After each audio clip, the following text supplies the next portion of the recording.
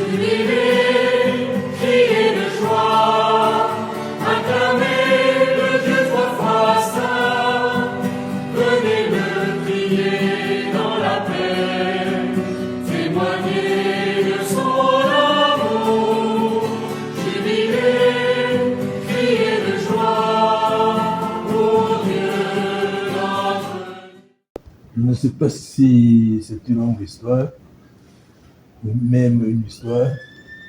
C'est tout simplement une acceptation de la vie et que Dieu l'offre et la présente.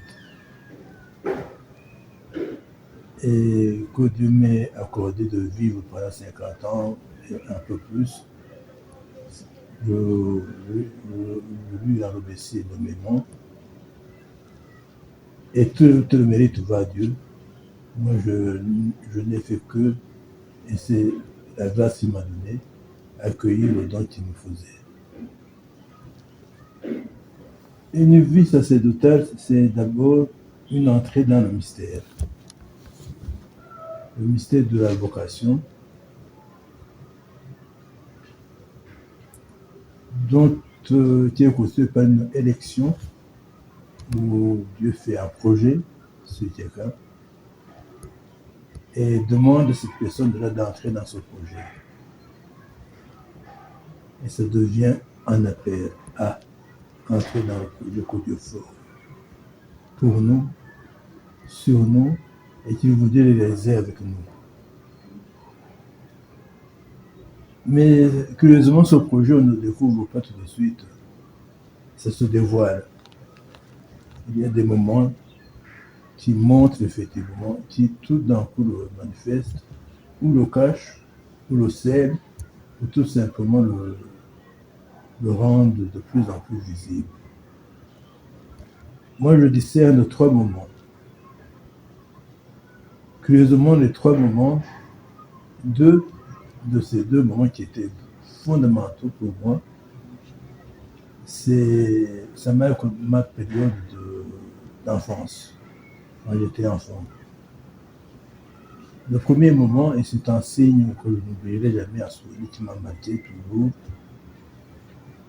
c'est que quand je venais avec maman de l'hôpital, pas de l'hôpital, dans le dispensaire qui se trouvait au Congo, parce que je suis né à la frontière du Congo,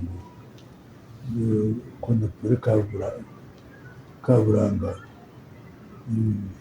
Alors, notre dispensaire était à Kibumba. Ceux qui connaissent le Tchou peuvent se rendre compte, mais oui. Et alors, en rentrant, on est passé devant la succursale de la paroisse de Lougaris. À l'époque, c'était la mission de Lougaris. Et j'ai vu un homme, une silhouette blanche, une soutane blanche, ou bien une robe. Je ne sais pas comment il faut caractériser ça. Des gens tout autour qui l'entouraient, cette silhouette. Et devant cette silhouette, donc cette personne en fait, un homme était à genoux. Et l'autre l'a béni. Le Père, le Fils et le Saint-Esprit, je suppose. Mais il a béni. Cette image m'est toujours restée. Profondément gravée dans mon cerveau, dans mon cœur. Et ça m'a travaillé, sans que je le sache. Un autre événement, c'est un entretien que j'ai eu le soir avec papa. J'étais encore enfant, je n'avais pas encore commencé l'école primaire. Et papa m'a dit, mais mon fils, que deviendras-tu plus tard? Alors je lui ai dit, écoute, je voudrais être prêtre. Il me regarde, me fixe. Comment être prêtre? Tu renonces à avoir des enfants? Alors je lui ai répondu, papa, quand je verrai tout le monde venir s'agenouiller et implorer la bénédiction de Dieu, je vais le considérer comme mes enfants. Il est devenu muet, il n'a plus rien dit. Et j'ai retenu cet épisode comme un épisode de confirmation. mais sans savoir non plus ce que ça signifiait. Puis j'ai commencé l'école primaire. Et le désir, sans doute qu'il est resté, mais il s'était comme éteint, n'était plus aussi vivace qu'au début. J'ai fait mes études sans penser à ça. que je désirais être prêtre, pas du tout. Alors, je ne voulais à tel point, oh non, ça je ne le dirai pas. J'ai dit à tel point que je ne désirais même pas entrer au petit séminaire. Et pourtant, il semble que j'avais passé un examen, réussi l'examen d'entrée au petit séminaire, mais je ne me sentais pas poursuivre mes études dans cette institution, je ne sais pas pourquoi.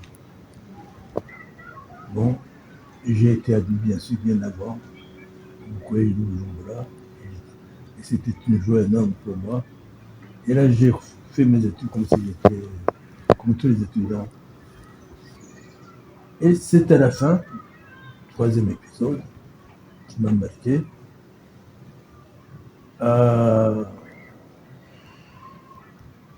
Nous avons fait une retraite qu'on appelait une retraite d'élection, je crois, en rhétorique. Rhétorique, c'était la dernière année des humanités. Et tout d'un coup, je me le rappelle, je prends un papier. Devant ma table, j'ai pris une feuille, un bic, et j'ai écrit « On ne lutte pas avec Dieu ». Je me suis avoué vaincu. J'ai dit « Seigneur, fais de moi ce que tu veux ». J'ai senti en fait que toutes mes années antérieures au collège, c'était comme une sorte comme une évasion. Je voulais échapper à l'emprise que je sentais sur moi de devenir prêtre, à ces vocations qui étaient fortes. Et puis finalement, je me suis dit non, il faut se laisser faire. Bon, alors, quatrième épisode, c'est la lettre que j'ai écrite à maman pour lui annoncer cette décision. Et je me rappelle que j'ai fait allusion au passage de Saint Matthieu, chapitre 6, 20.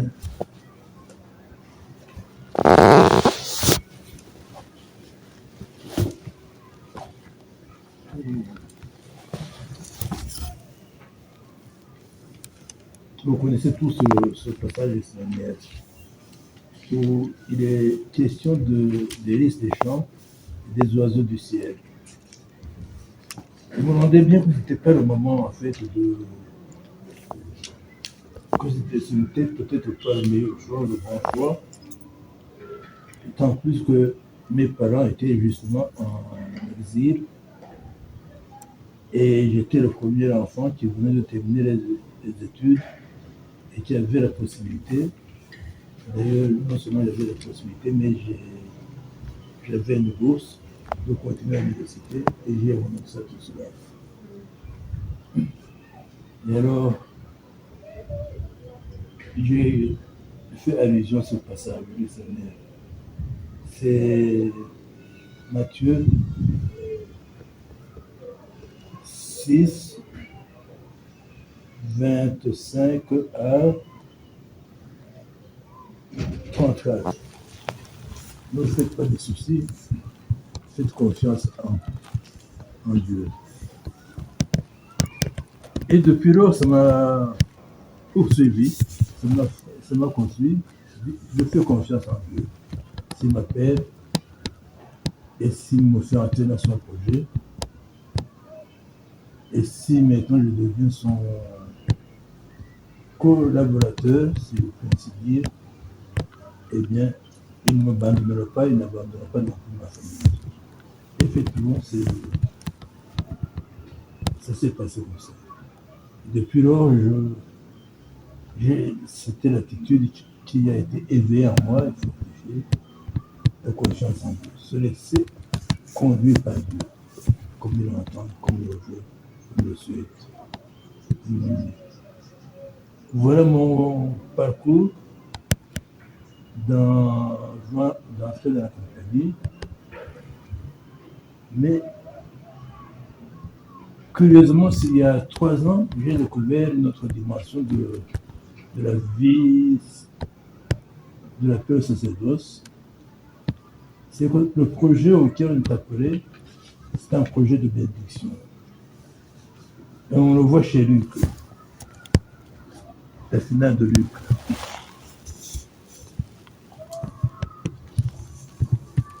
Chapitre 24, c'est vers la fin quand Jésus amène ses disciples vers Béthanie et qu'il monte au ciel, bénissant ses disciples. Et les disciples retournent à Jérusalem, plein de joie, et au temple, ils bénissent Dieu.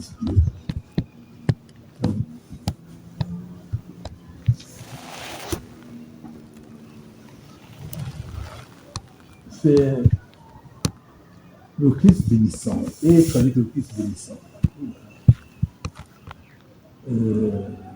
Ça devient un idéal que j'ai compris récemment, alors que je me prépare justement à accueillir la bénédiction de Jésus.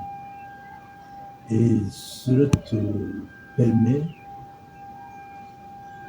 d'entrer dans une vie de bénédiction, d'action de grâce et de bénédiction. Et donc, il n'y a pas eu d'histoire dans la compagnie, il n'y a pas eu d'histoire dans la vie. Je me suis laissé conduire comme ça. Et maintenant, je me laisse conduire en acceptant la bénédiction qui vient du Christ bénissant et en acceptant de bénir moi-même, parce que c'est là ma vocation de bénir et d'inviter les gens à bénir.